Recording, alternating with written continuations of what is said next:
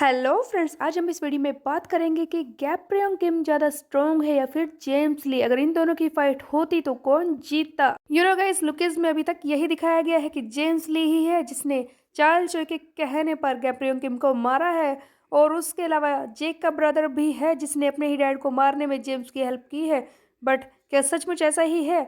क्या सचमुच गैब्रियल से ये ज़्यादा स्ट्रॉन्ग है? चलो आइए इस बारे में ही देखते हैं। जेम्स ली, सबसे पहले इसके बारे में हमने जाना था जब डैनियल की दूसरी बॉडी यानी कि इसकी हैंडसम वाली बॉडी पीटीजी के लिए सिलेक्ट हुई थी। वहां पर जाकर उसने ट्रेनिंग की थी। उसी वक्त हमने सबसे पहले डीजी को देखा था और उस वक्त हमें ये पता नहीं था कि ये जेम्स ली है। उसके बाद डीजी को कई बार दिखाया गया, लेकिन धीरे धीरे जैसे ही स्टोरी आगे बढ़ी डीजी की असली पावर और उसका असली नाम भी पता चला। जेम्स ली इस नाम को पहली बार दिखाया गया था तब जब जी हो ने डैनियल की हैंडसम वाली बॉडी को ऊपर से नीचे फेंक दिया था।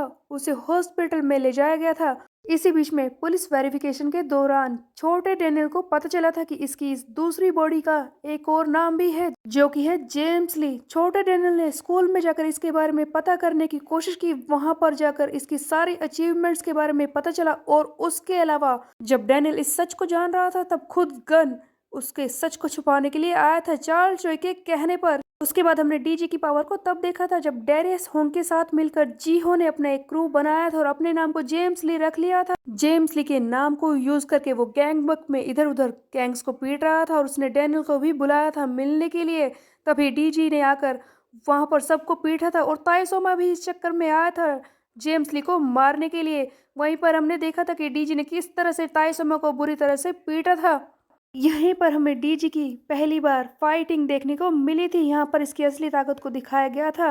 ताइसोमा जैसा स्ट्रॉन्ग पर्सन जो एक ही फिस्ट से लड़ाई करता है उसे बुरी तरह से पीटने वाला जेम्स ली भी बहुत ही ज्यादा ताकतवर है। उसके बाद डीजी को दिखाया गया जब वर्कर्स और बिग डील की लड़ाई हो रही थी। छोटा डैनियल, जैक एंड वास्को तीनों ही इसके खिलाफ लड़े थे। तीनों में से कोई भी इसे हरा नहीं पा रहा था। छोटे डैनियल ने बड़ी मुश्किल से इसकी शर्त को पूरा किया जिसकी वजह से ये वहां से चला गया था।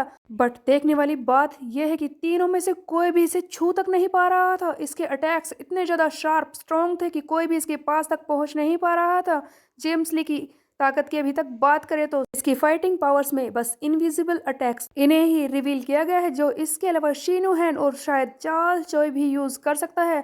और एक बात और साफ है जिसे लुकिस में दिखाया गया है कि इनविजिबल अटैक को रोकने वाला बस एक ही इंसान है, वो है खुद गैब्रियल किम। और इस चीज को तब दिखाने की कोशिश की गई थी जब शीनूहन को होश में लाना था। जेक उससे लड़ाई कर रहा था और शीनूहन अचानक से इनविजिबल अटैक को यूज करने लगा था। तब हमें इस बारे में बताया गया था कि जेक किम जो खुद गैब्रियल का ही खून है वही इन अटैक्स को रोकने की कोशिश कर सकता है और शायद इसीलिए वो शीनूहन को भी रोक पाया।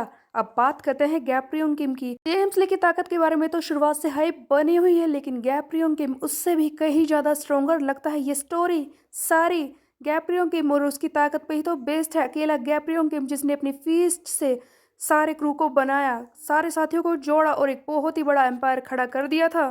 गैब्रियल की ताकत क्या रही होगी वो तो इसी बात से साफ है कि उसके जीरो जनरेशन वाले क्रू में जितने भी मेंबर्स थे वो बहुत ही ज़्यादा स्ट्रोंगर है और अपने टाइम के लेजेंड है। Tom Lee, Jinning Park, Charles Choi and खुद गैब्रियल किम, ये सभी ऐसे लोग थे जिन्हें कोई हरा नहीं सकता। बैको केवॉन भी बहुत ही ज़्यादा स्ट्रोंगर था। इतने सारे स्ट्रॉन्ग लेजेंड्स को एक साथ लाने वाला, उन्हें मैनेज करने वाला, उन्हें क्रू बनाने वाला एक ही इंसान था, वो था खुद गैब्रियल किम जिसने अपनी फीस्ट के सहारे ये सब किया था। ऑब्वियस है वो उन सब से ही ऊपर होगा।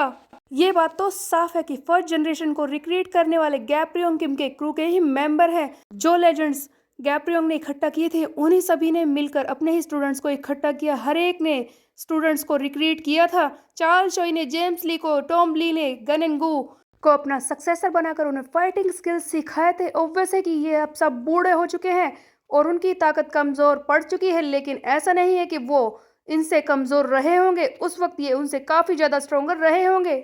और अगर ऐसा है कि जेम्स ली चार्ल्स चोई की दूसरी बॉडी है तब भी गैब्रियल किम उसके अटैक्स को रोक सकता है, क्योंकि खुद चार्ल्स चोई भी गैब्रियल किम की फिस्ट गैंग में सेकंड इन कमांड था, गैब्रियल से नीचे ही था। और अगर ये सच भी है कि गैब्रियल को जेम्स ने मारा है तब भी ये देखा जा सकता है कि गैब्रियल उस वक्त बूढ़ा हो चुका था। तब भी इस कॉन्स्पिरेसी में दो लोगों का नाम सामने आ रहा है, जेक का बड़ा भाई और खुद जेम्स ली। दो लोगों ने मिलकर एक इंसान को मारा है। इसी से पता चलता है कि गैप्रियोंग उस वक्त भी कितना ताकतवर रहा होगा। बहुत सारे लोग यही कहेंगे कि डीजी काफी ज्यादा ताकतवर है, गैप्रियोंग उसके सामने कुछ नहीं है। बट इस चीज को समझा जाए तो गैप्रियोंग इज लाइक अ क्रिएटर जिसने सारी चीजों को बनाया था, और James Lee is like a destroyer जिसने सारी चीजों को खत्म कर दिया। और क्रिएटर डिस्ट्रॉयर से हमेशा बड़ा ही होता है, जो चीजों को बना सकता है वो खुद भी उन्हें खत्म कर सकता है। So guys, in my opinion Gapriyong is above James Lee. But आप लोगों को क्या लगता है कमेंट करके जरूर बताएं। मेरे वीडियो को लाइक करें, चैनल को सब्सक्राइब करना मत भूलिएगा। Bye bye.